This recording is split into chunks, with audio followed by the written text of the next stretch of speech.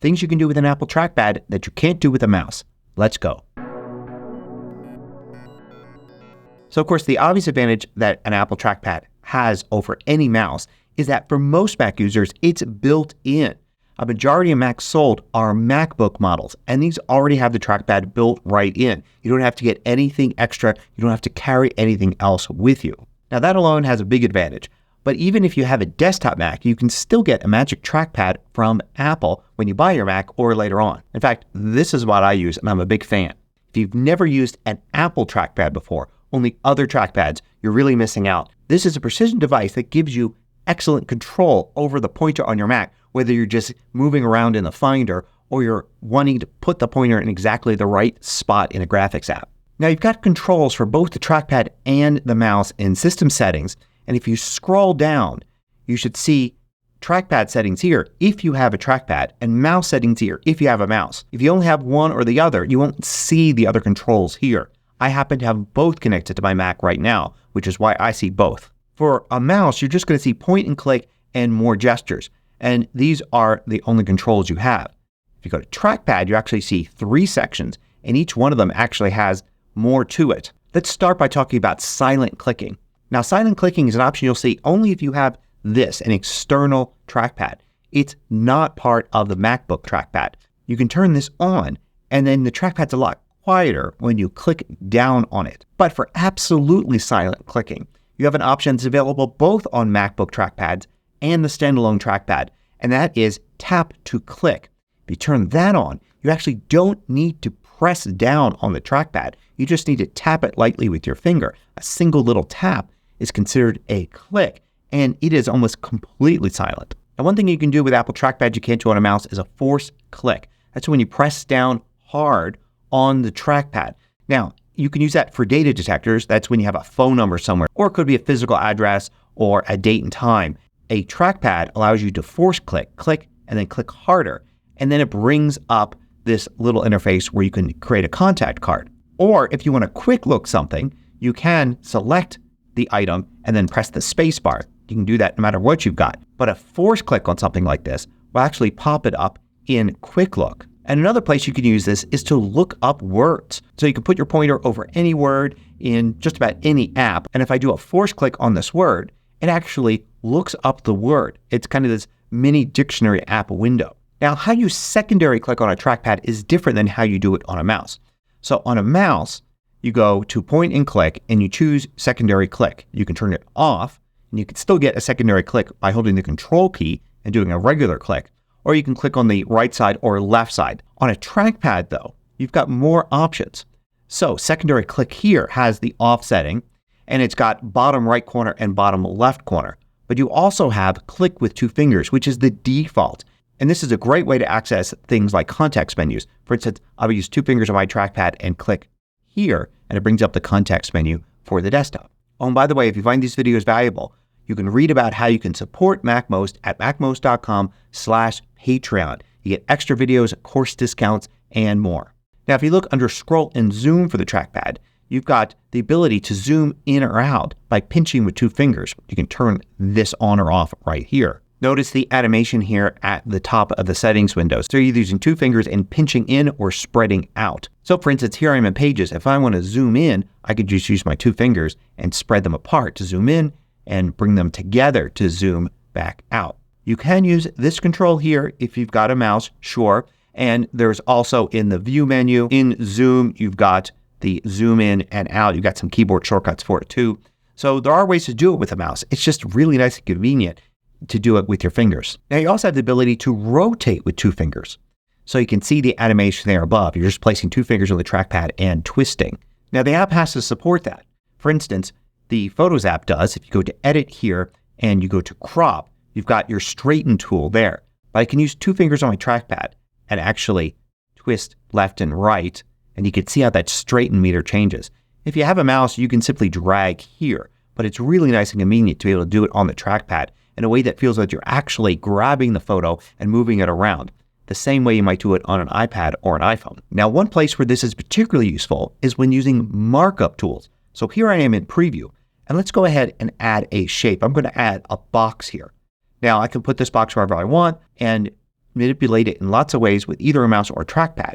But the one thing that you can't do unless you have a trackpad is rotate it. There are no rotation controls in Preview and no other way to do it unless you actually have a trackpad. And then you can use 2 fingers and rotate it left or right. And this works with any of the different elements here. So even a signature can actually be rotated using the trackpad this way. Now I've got this section called More Gestures here. And you can see there's a lot you can do on a trackpad. If you go to the same section with the mouse, then you'll see there's only a few things here. You can swipe between pages, you can swipe between full screen applications, and you can access mission control. If you go to Trackpad, you'll find these 3 things as well, but you'll find 4 others. Notification Center, which you can do by swiping left from the right edge, which is an interesting gesture. It's not right to left, it's the right edge to the center, just like the notification center is on the right side of the screen. So it's easy to remember, and you bring them in like this. And once you have them there, you can actually bring them out by dragging with 2 fingers off to the right side of the screen. So I've opened a bunch of windows here so you can see how these work. So mission control is swipe up with 3 fingers now, and I can access mission control. And then app expose, which will show me all the windows in the current app, is swipe down with 3 fingers. You also have the ability to access Launchpad. You can use your thumb and 3 fingers. You don't have to do it exactly as the animation shows you there. Just put all your fingers except for your little one on the trackpad and move them all into the middle. And that will bring up Launchpad. And show desktops the opposite of that. Just put all your fingers except the little one on the trackpad and move them all apart. And you can see how it moves all the windows away, revealing any icons and widgets and things you have on your desktop. Another thing you can do with your trackpad that you can't do on your mouse is add signatures to markup tools. So here I am in Preview. I'm in Markup Tools, and I'm going to create a signature. And I've got a full video on how to add signatures. But note that if you have a trackpad, you can actually use your trackpad to add a signature. And in that case, the trackpad turns into a piece of paper and your finger into a pen, and you actually draw on the trackpad. So I will click here to begin, and I will then draw something. So I'm going to just put an X in the middle of the trackpad like that and press a key when I'm finished. And then done. And I've added a different signature there. Now there are some more trackpad options that aren't available here, but in accessibility settings. And I'm going to go to motor and then pointer control. There's a trackpad options button. Click that, and now you've got use trackpad for dragging. Turn this on and then set the dragging style to 3-finger drag. If you turn this on and you want to move a window around, take 3 fingers and no clicking needed. Just swipe around. As long as you're doing it in an area where you can normally drag the window, so it won't work down here or over here. You have to be at the top. Then you can drag just by lightly moving 3 fingers around the trackpad. You also, under Vision, can go to Zoom here. And you can turn Zoom on, and you can use a trackpad gesture to zoom. So double tap 3 fingers to toggle zoom. And you can see the zoom is on. And in this case, I've got it set to have this little box here. But you can have it set to do it all sorts of different ways. If I double tap 3 fingers again, it turns it off. Now, if you have the standalone Magic Trackpad, not a MacBook, there's a big difference between this and the Magic Mouse that has to do with a flaw in the design of the Magic Mouse that most people know about. And that's the fact that there's a charging port underneath it, meaning that if you run out of battery, you have to actually turn the thing over, plug it in. Now, you could just charge it for a few minutes and get enough to go to your next coffee break. But you can't use the Magic Mouse plugged in at all because the cable will be sticking out the bottom. However, you can definitely do that with the Magic Trackpad because the charging port is here.